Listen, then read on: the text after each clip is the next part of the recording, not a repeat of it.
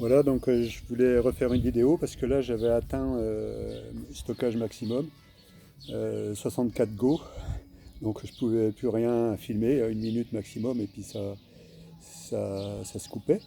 Donc je pense que là ça devrait aller mieux, j'en ai enlevé pas mal, les anciennes vidéos que j'avais fait.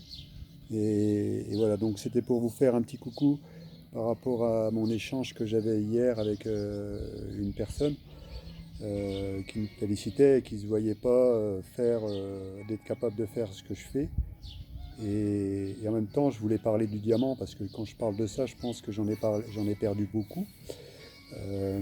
Voilà, donc déjà en fait, le diamant, c'est un état d'être. C'est pas quelque chose qui est illusoire, c'est pas quelque chose qui n'existe pas.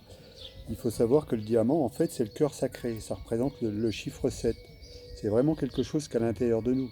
Donc le diamant, ça représente la sérénité, ça représente la justesse, ça représente l'humilité, ça représente la sincérité. Et, et en même temps, elle me parlait de mon objectif, d'atteindre mon objectif de Saint-Jacques-de-Compostelle et qu'elle espérait que j'aurais trouvé mon chemin quand je serais arrivé à Saint-Jacques-de-Compostelle. En fait, il faut savoir que Saint-Jacques-de-Compostelle, pour moi, c'est pas un but. C'est une destination, mais c'est surtout une étape. Donc c'est ça qui est essentiel à comprendre. Bien souvent, on mélange tout. Ce qui est essentiel dans tout ça, c'est apprendre à se connaître, c'est apprendre à découvrir ses limites, c'est apprendre à- à savoir qu'on peut compter sur soi-même. C'est apprendre à connaître ses faiblesses, mais c'est aussi apprendre à connaître ses forces et surtout accepter ses faiblesses et accepter ses forces. Et c'est surtout aussi être capable de faire le tri de ce qui arrive à l'extérieur. Dans la vidéo juste avant, je parlais que en fait, bah, voilà, sur un chemin que j'avais fait dans le MLM, bah, presque tout le monde m'a tourné le dos, alors que chaque coup qu'ils avaient eu besoin de moi, j'étais là, quoi. J'ai fait des milliers de kilomètres, mais aujourd'hui, tout ça, ça m'a permis de prendre conscience de certaines choses et de faire le tri par rapport à ça. Et en finalité, on se rend compte que les vrais amis, bah, ils attendent rien de nous. Ils ne sont pas en attente de quelque chose. Dans le MLM, on se rend compte que les gens qu'on côtoie, ils ont une attente sur nous. Ils ont une attente de quelque chose. Mais en fait, c'est pas ça l'essentiel dans la vie. On a de compte à rendre à personne, on appartient à personne. L'essentiel, c'est de trouver son propre chemin. Et moi, si je suis venu faire le chemin de Compostelle, c'est un chemin parmi tant d'autres. C'est aussi me retrouver par rapport à moi-même, et puis voir un peu où elles sont mes limites, mais surtout me retrouver moi-même, et pas réagir par rapport à ce que d'autres font ou ne font pas. Donc le diamant, c'est ça, on parle dans les MLM de la qualification diamant. Et là, en fait, le diamant, encore une fois, il est usurpé.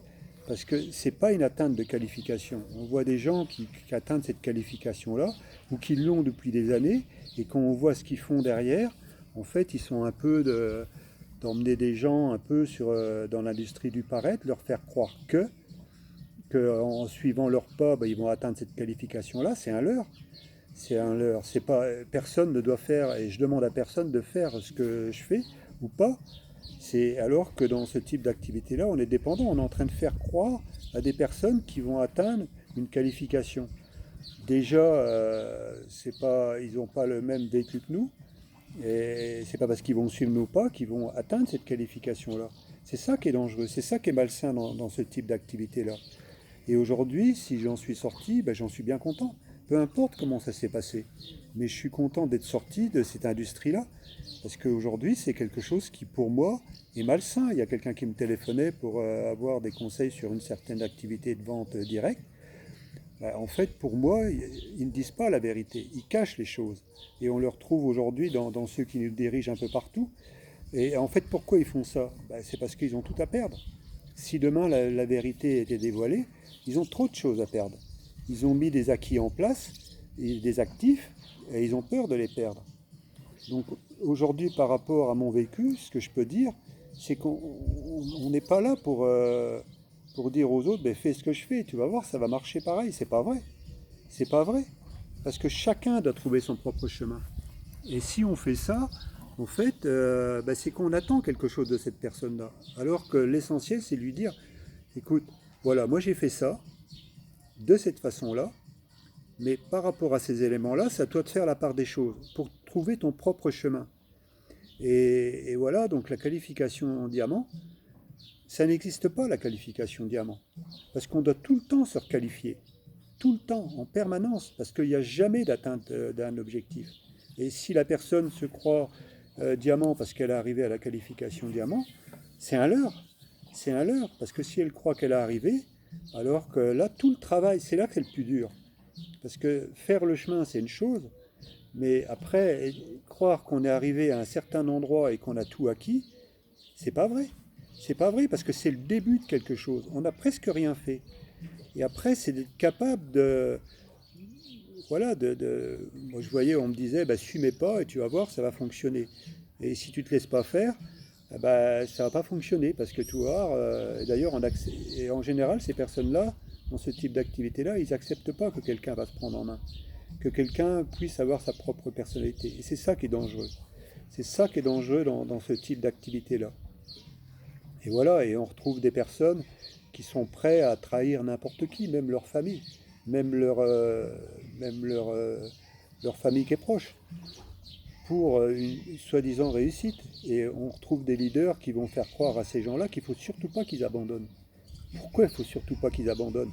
Si jamais ces personnes-là, ils abandonnent, les gens qui ont une certaine réussite, ils vont perdre leurs acquis, ils vont perdre leurs actifs. Donc c'est ça qui est dangereux.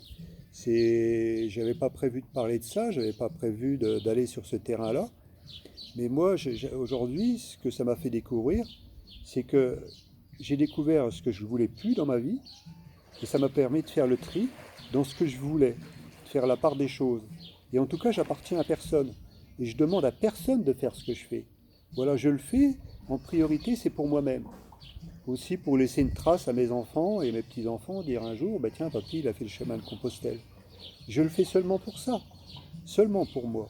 Et après, si ça peut servir à d'autres, pour réussir leur propre chemin, c'est quand ils seront déconnectés de ce que je suis en train de faire. Et c'est quand ils s'intéresseront personnellement à ce qu'ils sont en train de faire, à connaître leurs limites. Et puis surtout se faire plaisir dans ce qu'ils font. Donc moi, là, je suis là pour imposer rien. Et s'il y en a que ça ne plaît pas dans ce que je dis, ça leur appartient. Ça m'appartient déjà plus. C'est jamais arrivé à moi. À un moment donné, c'était le cas. Mais là, quand je vois tout ce que j'ai pu vivre, des gens qui sont prêts à mentir, des gens qui sont prêts à trahir, c'est eux qui trahissent. C'est à eux qui mentent. C'est pas à moi. S'ils ont cru me faire du mal à un moment donné, peut-être. Mais aujourd'hui, ça leur appartient, ça m'appartient plus. Aujourd'hui, cette liberté-là, je l'ai reprise. Et par la force des choses, j'ai pris mes distances. Voilà. Et donc ça, c'est essentiel. C'est ça le chemin du diamant. Et le chemin du diamant, on n'est jamais arrivé quelque part. Parce que ce chemin-là, c'est tous les jours. C'est tous les jours qu'il faut le remettre en question. Et le chemin du diamant, c'est avant tout le chemin du cœur. C'est le chemin de la bienveillance. C'est le chemin de la sincérité. C'est pas le chemin du paraître. Ouais, c'est pas le chemin de l'usurpateur. Voilà, moi je suis libre dans mes pensées et aujourd'hui je suis en train de réfléchir à des choses que je vais mettre en place dans les semaines qui viennent, dans les mois qui viennent. Comment ça va se réaliser, j'en sais strictement rien. Voilà, donc par rapport à cette personne-là que j'échangeais hier, voilà, j'en suis arrivé à avoir envie de parler de ce sujet-là, qui est pour moi essentiel. Et vous comprenez, le chemin du diamant, c'est ça. C'est la pureté, c'est la sérénité, c'est les qualités multipliées par 7. Parce que le diamant, quand on parle de cette pierre précieuse-là, ça représente le 7. C'est pour ça que bien souvent, moi je parle du chiffre 7 et d'autres chiffres qui ne sont pas illusoires, qui sont réels. Sauf pour quelqu'un qui n'est pas initié à ces choses-là, qui n'a jamais eu l'habitude, mais c'est normal. Moi j'ai 60 ans aujourd'hui, donc si quelqu'un qui a 20 ans ne peut pas forcément avoir cette compréhension-là. Donc je vais en rester là, voilà, parce que j'ai bien récupéré. Et puis demain est un autre jour et je verrai de quoi je parle. Allez, Daimon.